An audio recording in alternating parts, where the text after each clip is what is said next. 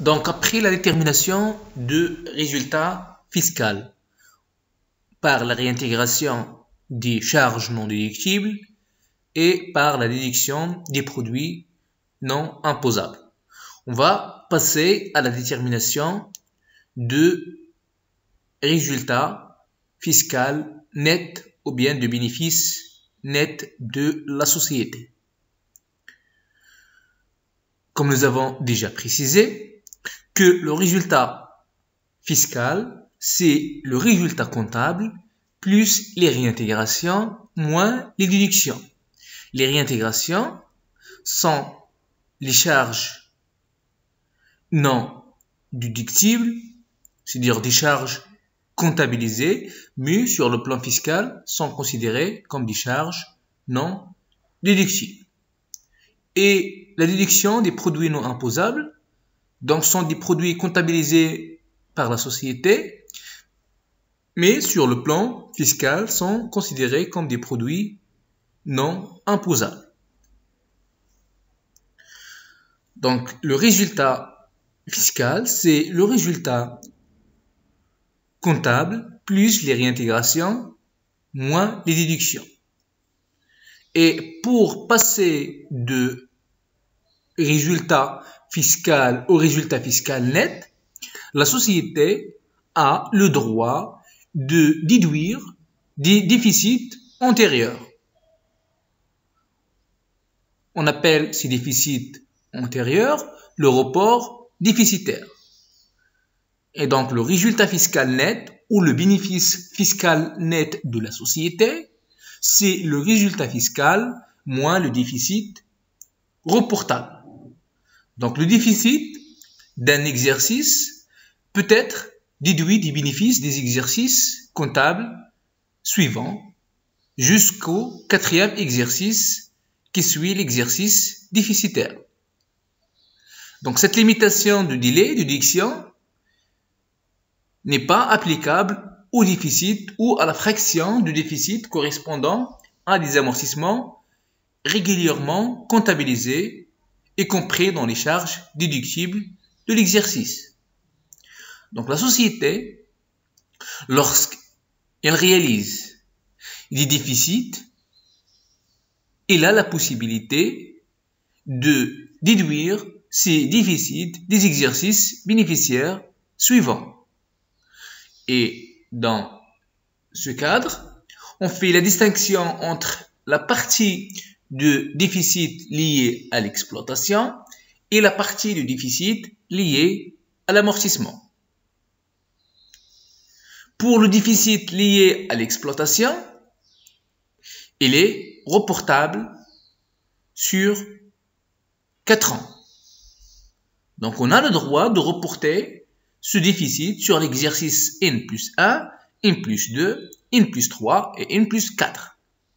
À partir de la 5e exercice, ce déficit devient prescrit. Mais on n'aura pas le droit de déduire ce déficit après 4 ans. Par contre, le déficit lié à l'amortissement, il est déductible dans le temps sans limitation. Donc, il faut toujours faire attention à la différence entre le déficit lié à l'exploitation et la partie du déficit lié à l'amortissement. Donc, le résultat fiscal net ou le bénéfice fiscal net de la société, c'est le résultat fiscal moins le déficit ou bien les déficits reportables. Donc, on commence toujours par le déficit lié à l'exploitation pour ne pas tomber dans la situation de la prescription. Et après la déduction de déficit lié à l'exploitation, on passe pour déduire le déficit lié à l'amortissement.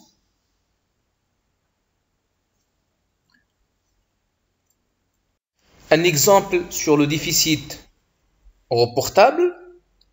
La société Alpha a réalisé au titre de l'exercice 2014 un déficit fiscal de 500 000 dirhams.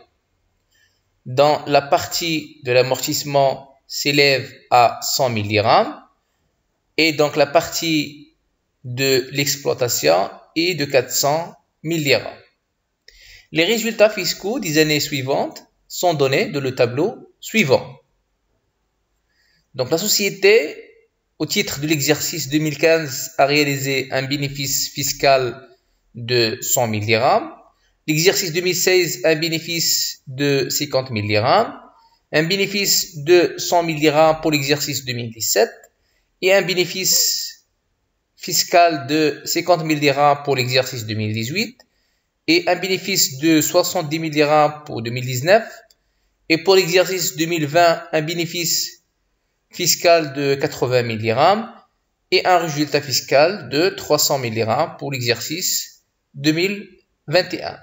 La question, c'est de reporter ce déficit de 500 000 dirhams sur les exercices bénéficiaires. C'est-à-dire pour chaque année, on va calculer le résultat fiscal net en tenant compte bien sûr de report déficitaire de 500 000 dirhams dont la partie de l'exploitation représente 400 000 dirhams et la partie de l'amortissement représente 100 000 dirhams.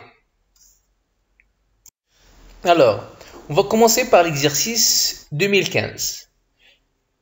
La société a réalisé un bénéfice fiscal de 100 000 dirhams et le déficit reportable est de 500 000 dirhams, dont la partie liée à l'exploitation est de 400 000 dirhams et la partie liée à l'amortissement est de 100 000 dirhams. Donc on va reporter le déficit de 2014 sur l'exercice 2015. Et on va commencer par la partie de déficit liée à l'exploitation pour ne pas tomber dans la situation de prescription. Le déficit lié à l'amortissement, on a le droit de le reporter dans le temps sans limitation. Pour cela, on va commencer par le déficit lié à l'exploitation. La société a réalisé un bénéfice de 100 000 dirhams, donc on va reporter le déficit lié à l'exploitation. Donc on va reporter 100 000 dirhams de déficit lié à l'exploitation dans la limite de, bien sûr, de résultats ou bien de bénéfices fiscaux réalisés par la société. Donc on va reporter les 100 000 dirhams de déficit lié à l'exploitation sur la partie de bénéfice fiscal. Et on aura un résultat fiscal net égal à 0. 100 moins 100, c'est 0. Donc le résultat fiscal net pour l'exercice 2015 est égal à 0. Pour l'exercice 2016, la société a réalisé un bénéfice de 50 000 dirhams. Donc il nous reste 300 000 dirhams de la partie liée à l'exploitation et de 100 000 dirhams de la partie liée à l'amortissement pour le déficit de 2014. Donc un bénéfice fiscal de 50 000 dirhams. Donc on va reporter les 50 000 dirhams liés à l'exploitation. Donc 50 moins 50 est égal à un résultat fiscal net de 0. Pour l'exercice 2017, un bénéfice fiscal de 100 000 dirhams. Il nous reste 250 000 dirhams de la partie liée à l'exploitation et 100 000 dirhams de la partie liée à l'amortissement. Donc on va reporter les 100 000 dirhams de déficit lié à l'exploitation. Donc 100 moins 100, ça donne un résultat fiscal net de 0. Et on va passer à l'exercice 2018. Donc on a reporté ce déficit de 2014 sur 2015, sur 2016, sur 2017. Et on a aussi le droit de reporter la partie du déficit liée à l'exploitation sur l'exercice 2018. Donc on a un résultat fiscal bénéficiaire de 50 000 dirhams. Et la partie de déficit liée à l'exploitation, c'est 150 000 dirhams. Donc on va reporter 50 000 dirhams de déficit lié à l'exploitation. Donc 50 000 moins 50 000, donc ça donne un résultat fiscal net égal à 0. Pour l'exercice 2019, on n'a pas le droit de reporter la partie de déficit liée à l'exploitation, c'est-à-dire la partie de déficit liée à l'exploitation est égale à 100 000 dirhams, mais on n'a pas 150 moins 50, c'est 100, c'est-à-dire on n'a pas le droit de reporter ce déficit sur l'exercice 2019. Donc on a reporté ce déficit sur 2015, 2016, 2017, 2018, c'est-à-dire dans la limite de 4 ans suivant l'exercice déficitaire. Donc on a ici donc le droit de reporter la partie de déficit liée à l'amortissement. Donc 100 000 dirhams, donc on a le droit de reporter 60 000 dirhams de déficit lié à l'amortissement sur le résultat bénéficiaire de l'exercice 2019. Donc 70 000 moins 70 000 de déficit lié à l'amortissement est égal à un résultat fiscal net égal à 0. Et il nous reste 300 000 dirhams ou bien 30 000 dirhams à reporter sur l'exercice 2020.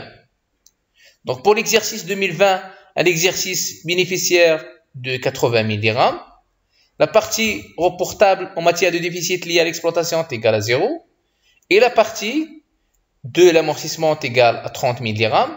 Donc on va reporter les 30 000 dirhams sur l'exercice 2020. Donc 80 000 moins 30 000 est égal à 50 000. Donc un résultat fiscal net qui est égal à 50 000 dirhams.